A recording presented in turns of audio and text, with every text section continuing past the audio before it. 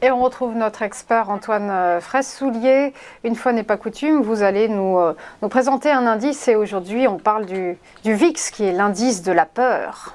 Oui, exactement. Alors aujourd'hui, on va parler d'un actif qui est bien connu de la communauté financière, le VIX. Donc le VIX, c'est l'abrégé de Volatility pardon, Index, qui est l'indicateur de volatilité.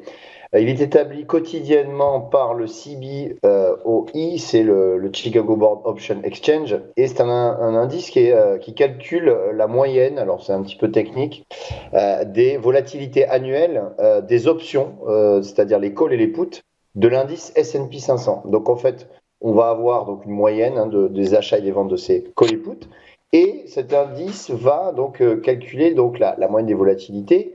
Et plus finalement il va y avoir du stress sur les marchés, et plus cet indicateur va augmenter.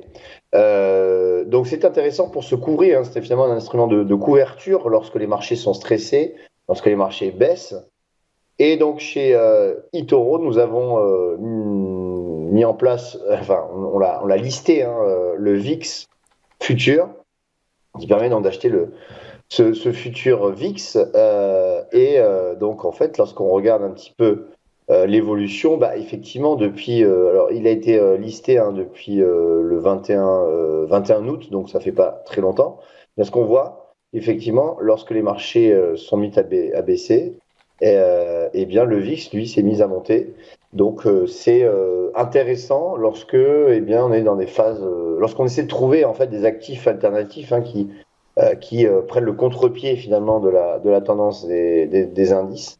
Et ce VIX donc peut être une solution pour les investisseurs pour se couvrir contre la baisse des marchés.